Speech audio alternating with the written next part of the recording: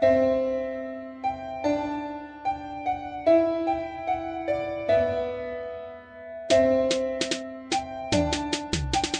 vil starte med at sige undskyld for min mor, undskyld for alle de fejl og alle de grimme ord.